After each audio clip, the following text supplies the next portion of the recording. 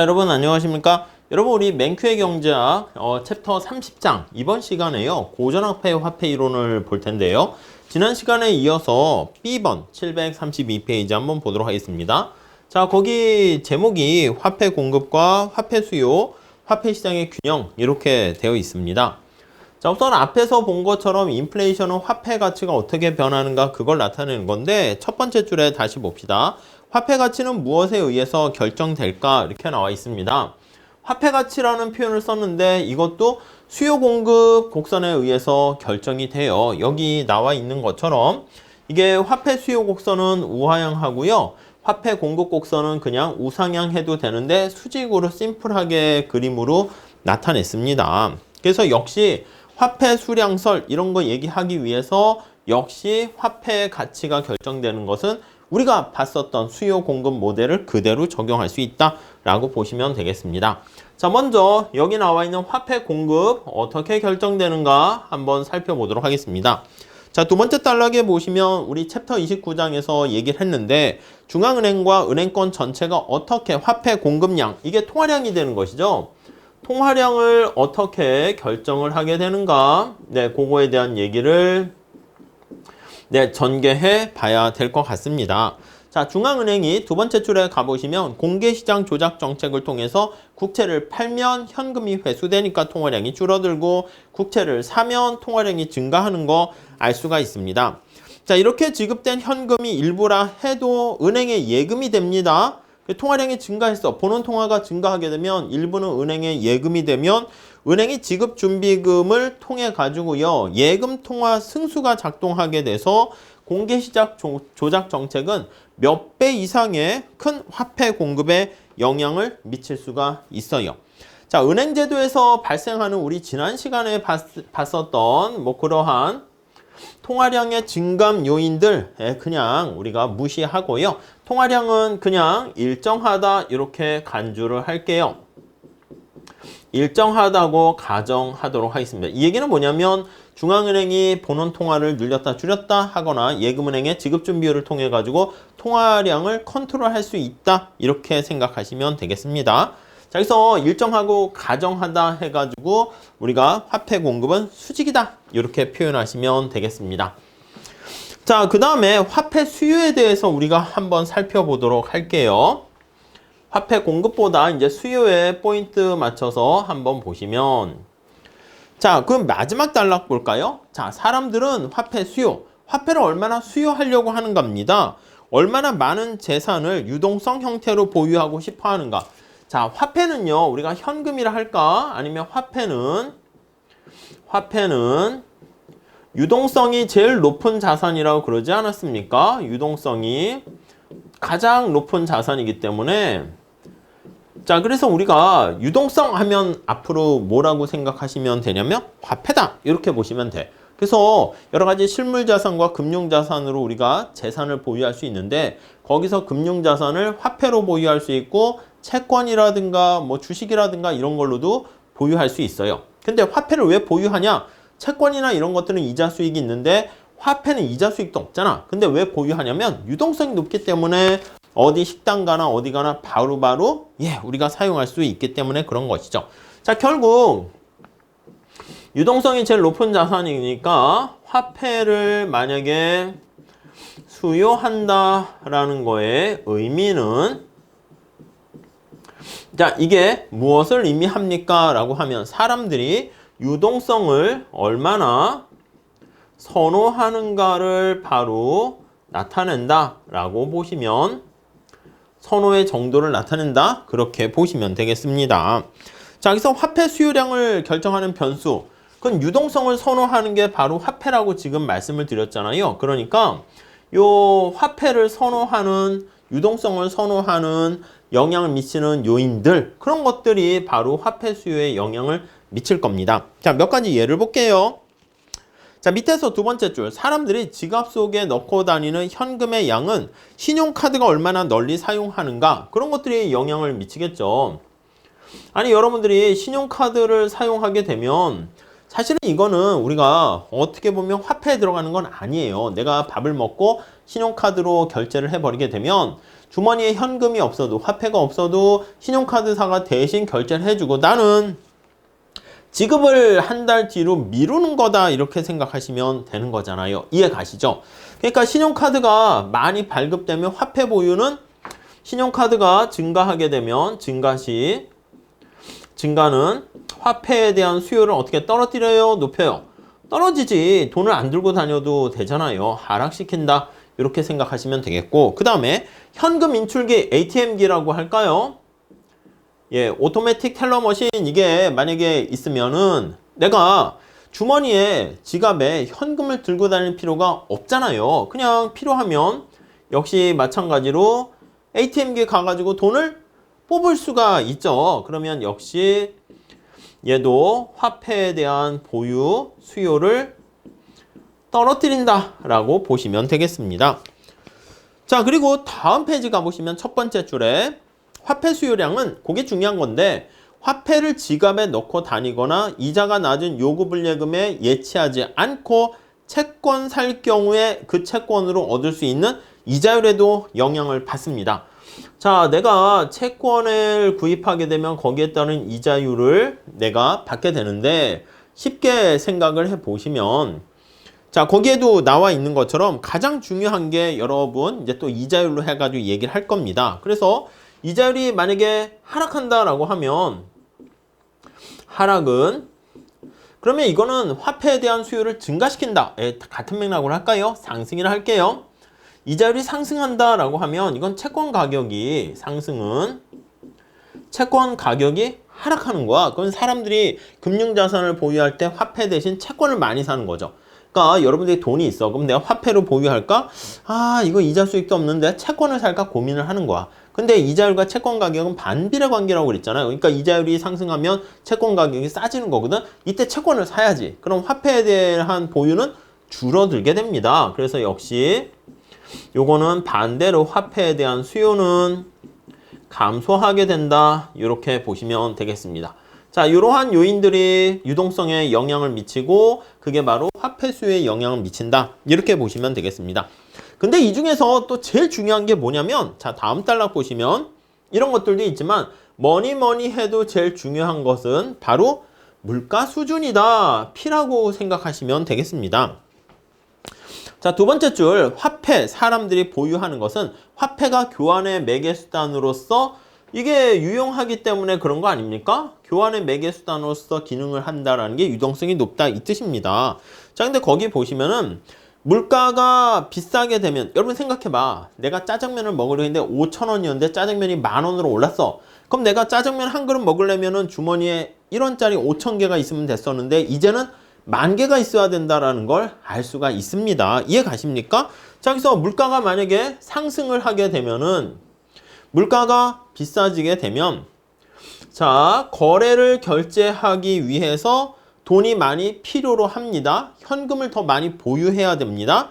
자, 그렇기 때문에 거기 나와 있는 건 좀 더 많은 화폐를 가지고 있어야 한다. 그래서 화폐에 대한 수요는 어떻게 된다? 화폐에 대한 수요량은 증가한다. 여기 뭐 양자를 붙이기도 합니다. 증가한다 이렇게 보시면 되겠습니다. 이해 가시죠? 자, 다시 자, 물가가 비싸지게 되면 거래를 결제하기 위해 화폐를 더 많이 보유해야 된다라는 것을 알 수가 있어요. 자, 그래서 정리를 하게 되면은 자, 따라서 거의 밑줄 치시죠. 물가가 높을수록 화폐 가치가 낮을수록 화폐 수요량은 증가한다. 그래서 요거를 가지고 화폐 수요에 대한 그림을 좀 그려보려고 하는데 자, 따라서 화폐 수요를 이렇게 한번 볼게요. 화폐 수요를 뭐에 대한 함수로 나타낼 거냐라고 하면 P, 물가에 대한 함수로 표현을 할 건데 여기 있는 것처럼 물가가 올라갈수록 화폐 수요량이 증가하잖아요. 그러니까 얘는 플러스 관계다라는 것을 알 수가 있습니다. 자, 그래서 여기 보시면 화폐 수요와 물가 여기 표현을 해보면 통화량과 요걸 표현해보면 물가 수준과는 여기 어떻게 돼 있어? 요거는 P분의 1이야. 화폐 가치는 P분의 1이야. 자, 그래서 여기 보시면 이게 높다. 화폐 가치가 높으면 화폐 통화량 공급, 화폐 수요 자체는 이렇게 줄어들게 된다는 걸 알 수가 있고요. 그래서 여기 P가 올라간다. 물가 수준 자체가 이렇게 1, 여기 보시면 1.3, 2, 4 이렇게 돼 있잖아. 그러니까 이건 밑으로 갈수록 높아지는 거야. 그래서 물가가 높아지면 높아질수록 통화량 자체가 공급이 증가하게 된다라는 거. 그래서 이 축이 두 개를 같이 그림으로 표현을 한 거니까 여러분들 한번 체크해 보시면 되겠습니다. 여기서부터 이제 통화량을 얼마나 보유하는가 그걸 나타내는 거죠. 자, 그래서요, 그걸 가지고 이제 그림으로 표현을 하고 있습니다. 자, 밑에 거기 다음 페이지에 그 설명이 나와 있는데 그걸 한번 좀 체크해서 보면서 다시 한번 봐보도록 할게요. 734페이지. 거기 그림을 가지고 한번 바로 볼까요? 우리 책의 장점은 이 그림 바로 위에 설명이 있는데 그게 설명이 유용하고 괜찮습니다. 그걸 한번 볼게요. 자, 가로축은 통화량을 나타내고 살짝 보세요. 이 그림이 복잡한 거 아니야? 통화량을 나타내고 세로축에는 화폐 가치를 표현했습니다. 화폐 가치. 그리고 오른쪽에는 물가를 표현하고 있습니다. 오케이? 됐죠? 자, 두 번째 줄. 통화량은 중앙은행이 결정하는 것이기 때문에 통화량을 얼마나 할 것인가는 중앙은행이 결정을 해서 이렇게 고정돼 있다라고 가정을 했어. 그러니까 물가 수준이라든가 이런 거와 영향을 안 받습니다.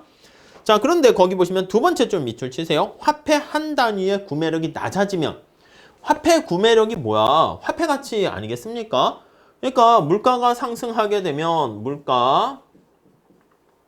물가가 상승하게 되면 상승시 자, 이게 P가 올라가게 되는 겁니다. 그러면 화폐의 구매력이라 할 수 있는 게 화폐 가치죠. 화폐의 구매력은 감소합니다. P분의 1로 해서 감소하게 되고 네, 이해 가세요? 예. 그래서 감소하게 되고 자, 그러다 보니까 우하향하는 여기 보시면 화폐 가치랑 화폐 통화량과 마이너스 관계에 있다라고 보시면 되겠습니다. 오케이? 자, 그렇게 되어 있고요. 그다음 화폐 수요량과 공급량이 같아지도록 화폐 가치와 물가 수준이 여기 보시면 요 A점 수요와 공급이 같아지는 점에서 그냥 우리가 봤었던 수요 공급 원리 그대로 보시면 되겠습니다. 중앙은행이 결정한 통화량에 맞춰서 여기 균형 화폐 가치 이게 바로 균형 물가 수준 이렇게 이게 균형 물가 수준 P분의 1이 화폐 가치니까 일부러 맞춘 거야. 여기는 물가 수준이 2면 여기는 2분의 1 여기가 1.33이면 4분의 3 여기가 1이면 1분의 1이니까 1 이렇게 된 거 알 수가 있습니다. 물가 수준이 4가 되면 요거 같이 맞춘 거야. 4분의 1 이렇게 된 것도 확인할 수가 있겠죠. 이해 가시겠죠?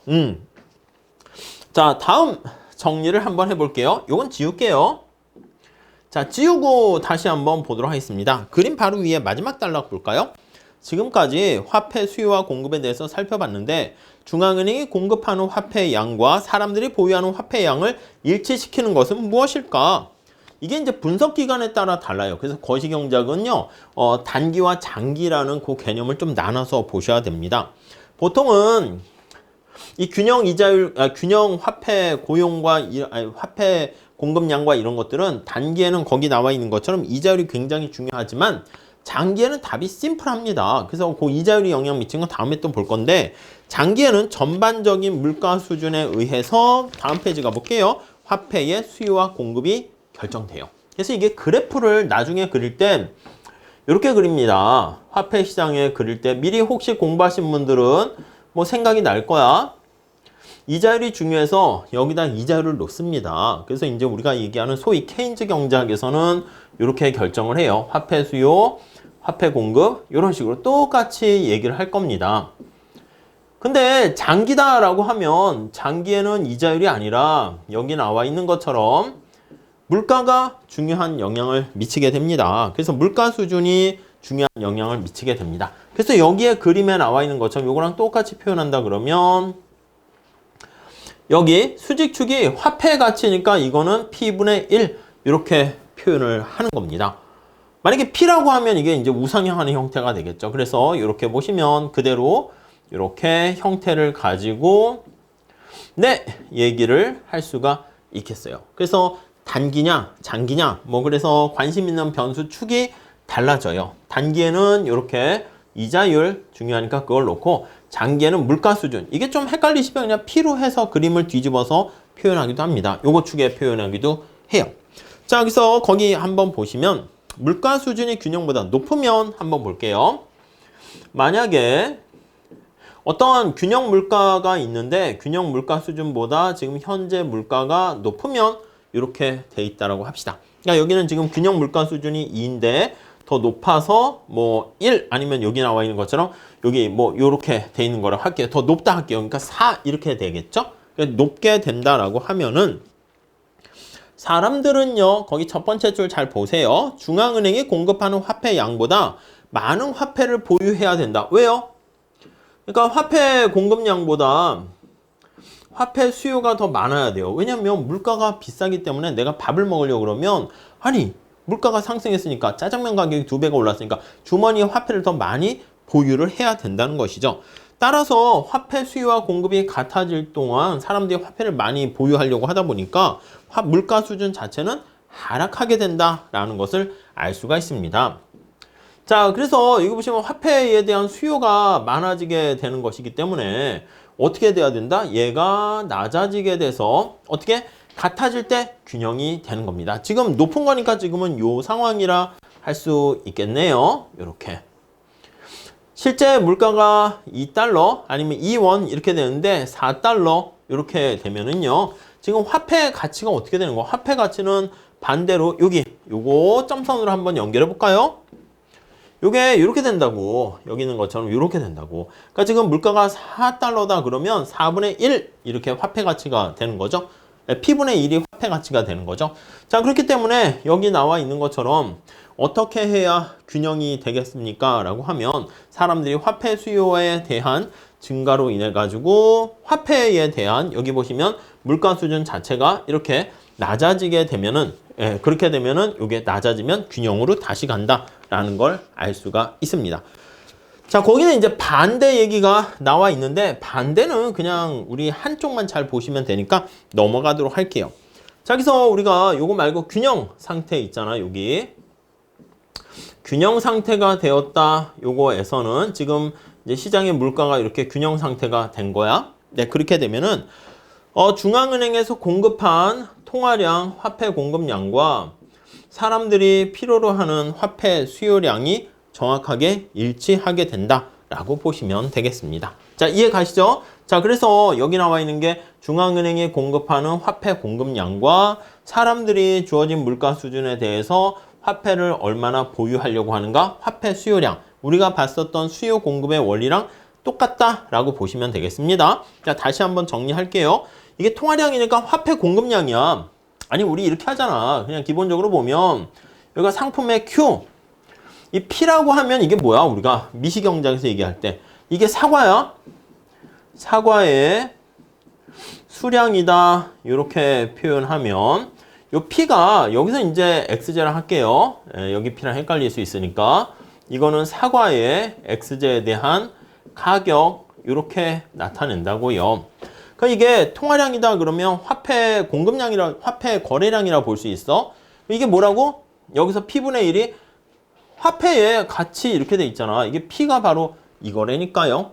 이해 가시죠? 그래서 얘가 사과의 가격 우하향하고 여기서 이제 공급량은 수직으로 해서 그냥 그렸을 뿐이니까 별로 달라지는 거 없습니다. 그래서 그 다음 단락에 보시면 왼쪽에 화폐 가치, 오른쪽에 이제 물가 수준으로 표현을 한 겁니다. 그래서 바로 밑에 나와 있는 것처럼 두 개의 화폐 공급과 화폐 수요 곡선이 일치하는 A점이 바로 균형점이다 라고 정리를 하시면 되겠습니다. 아셨죠? 네, 그 정도 정리하도록 할게요. 자, 이렇게 하시고요.